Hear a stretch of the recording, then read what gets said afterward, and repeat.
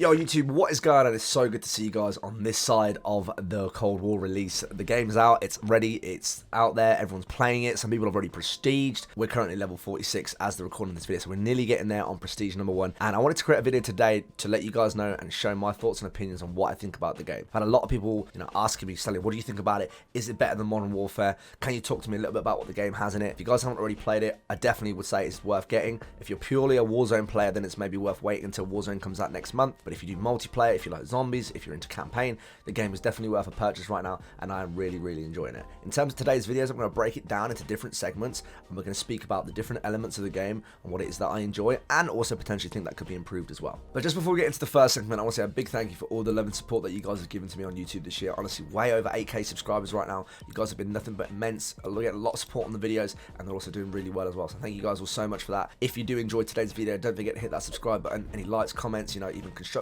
criticism helps me to know as a creator on how to improve this channel. You may see some clips during the video today as well. You can find all these clips done live on twitch.tv/stallion, where I stream 5 to 7 days a week. So starting with section number 1, we're going to be speaking about the maps. And right now, I'm going to give the maps a 9 out of 10 in this game. In Modern Warfare, I didn't particularly like the maps that much, apart from Shoot House and some of the old brought back maps like Vacant.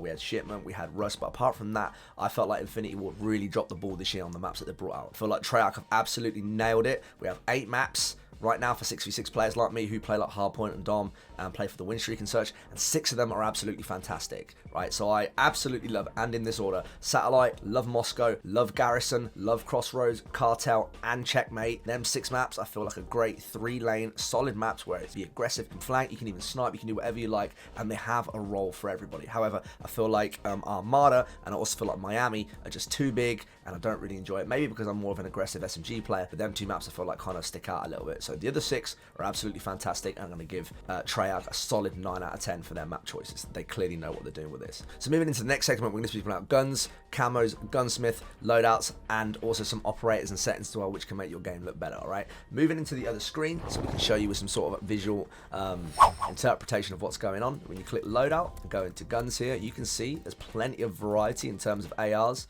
some machine guns, tactical rifles, LMGs, and snipers as well. Some of my favorites personally, I include the MP5, the Bullfrog, which is the Bison, tactical rifles including the M16, and then apparently the AUG is also busted. I do believe a lot of snipers are not happy right now with how many hit markers there are in game with the snipers, so we may see a buff to them in the near future. Haven't really seen anybody using LMG so far, and then some of the ARs in the game are also decent. In terms of camos, I would give the camos a solid, probably 8.5 out of 10. In terms of grinding the different camos, they're not that difficult, and by the time you've maxed out a gun in terms of levels, you'll have most of it done. As you can see on this MP5 here, the only thing that I need are some of the science ones, which is point blank kills, and then I'll have gold, and then as you know, you get diamond when you unlock them all in the category, and then you've got the DM Ultra, in which you unlock diamond camo for every single category in the game. So I'd give the camos a solid 8.5 out of 10 for that. In terms of secondaries, plenty of choice as well, and then moving on to equipment, I'd also give that a solid 8.5 to 9 out of 10. You've got all your basic stuff like stim shot, which I like to use, stun, smokes, frag, C4 semtex, you guys get the vibe on that. Perks are great, and the wild cards allow you to give some sort of preference to how you want to play in terms of adding extra perks,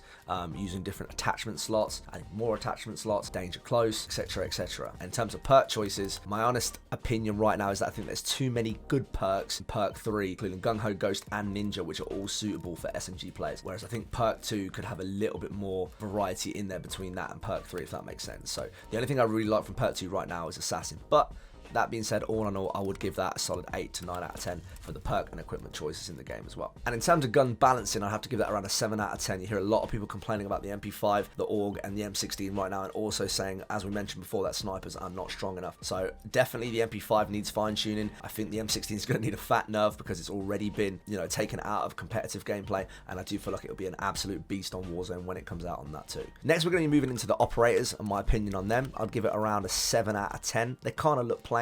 That's probably the vibe that they were going for, to be fair, but I do feel like they could look a lot better and have a little bit more, essence on the design, because the ones in Modern Warfare were absolutely beautiful. If there's one thing that they did with that game, is the design and the way that their operators looked were really good. Now, the ones that do give it the highest score are some of these legendary skins that we got from pre-ordering the game on the deluxe edition. As you can see, some of these look really cool. So they'll probably just start with some basic operators, and then moving further on, they'll release some really cool looking skins. Now, moving on to the settings, the stuff that I like to use in this game, when you click settings, you can see here, you can fully customize everything in terms of aim, in terms of all the things that you'll see, you know, FOV, keybinds, all that kind of stuff, full graphic settings as well. I personally like to use 144 on my frame rate limit, obviously because I'm using a 144 Hz screen. Gameplay and menu VSyncs both disabled. I run on windowed full screen, so if I have to alt tab out to reach out or do something in chat, obviously because I stream a lot and I do that. Reflex low latency, I've turned that on to normal, and everything is pretty much on high, a couple of lows, but mostly high or medium. NVIDIA DLSS I've changed to performance. Motion blur, obviously you want completely is off, and then the only other thing that I would recommend changing is when you go to audio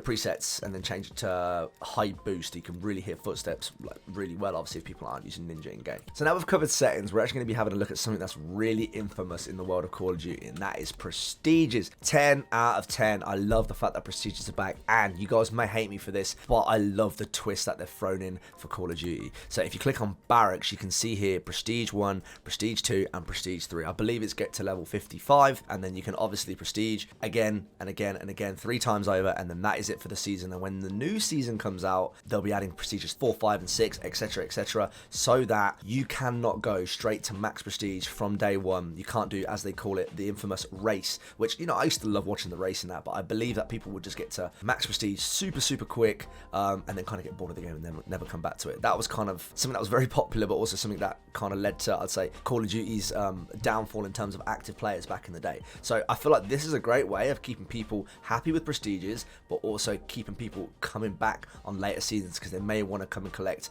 you know, some of the other prestiges that come out later on down the line. So absolute major, 10 out of 10, loving what they're doing, and I hope some of the badges look really cool this season. I'm kind of liking these right now. Prestige 3 especially looks really good, so I'm looking forward to seeing what it is that they're going to be doing with that. If we go to loadout, you'll see here we're going to speak about score streaks. Now, I'm very mixed opinion on this. I would say I'm probably about 7 out of 10 right now. I love the different options of what we have in the score streak. So mostly I use this like a spy plane. I think they're really important right now. You know, War Machine is absolutely solid, something I enjoy using, and then the artillery as well. But then you've got stuff like chopper gunner, attack helicopter, you've got gunships, etc, etc. But the whole style of getting them in the first place, I'm not too happy about. You know, you get, in my opinion, from playing hardpoint and domination, even if you cap and hold flags, you don't really get rewarded that much. It seems to be very much based on getting kill streaks to do well. If you get like 1 kill or 2 kill and then die, 1 kill, 2 kill, die, you don't really gain a lot of score at all, even if you're playing fully objective. But if you get like, let's say 5 or 10 kills in a row, you get so much score multiplication that you get to them so fast. So I would say a lot of it is revolved around that, not really revolved around actually playing objective. And of course, if you die, they don't even reset. So for example, we had a game where we played hardpoint against a really good team, and at the end they had all their score streaks in because they hadn't used it from, you know, the middle of the game. Now, even though they died and died and died, it doesn't matter because they get to keep them anyway. I'll be interested to see what your guys' thoughts are on score streaks as well and what you think about them. And moving into game modes, you know, obviously we spoke about some of the options that we've got here. We've got custom now, theater, great,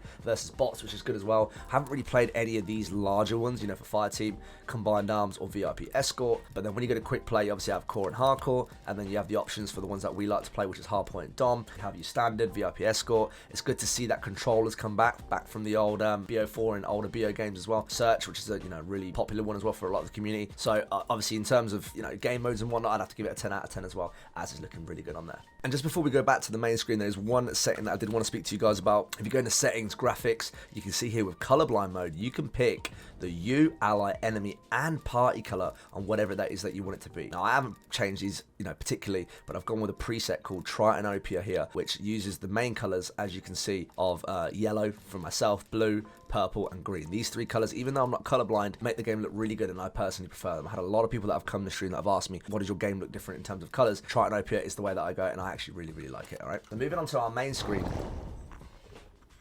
I'm going to speak about a few more segments, including the movement in the game. For me personally, the movement right now, I'd have to give it out around a 7 to 7.5 out of 10. On the most part, it's clean, but let's look at Modern Warfare. Let's look at how far we came from BO4 to MW in terms of how great their engine was, how smooth the movement was, how good did it look, how good did it feel. It just, everything felt smooth and clean. I do feel like on this game, on the most part, the movement is great, but sometimes can feel a little bit clunky in terms of, you know, when there's a lot going on in terms of like sliding, jumping, and shooting, it can feel a little bit clunky as well. And and the sliding, in my opinion, definitely needs cleaning up, as I feel like it looks a little bit janky. But on the most part, apart from that, I feel like it looks a lot better. In terms of hit registration as well, I have to give that around an 8 out of 10. I'd say on the most part, it feels really clean and solid. Definitely a lot better than both what the alpha and the beta were, and I feel like we've come a long way with that, but I do sometimes feel that we're still in a situation where you shoot first and die first. I don't know if that has to do with connection or if that has to do with some other bits and pieces, but a lot of people have been complaining about that, so it'll be interesting to see if they do anything about that or patch it in the future. And finally, just before we finish off this video today, let's talk about skill-based matchmaking. Now, for someone who is a win streaker,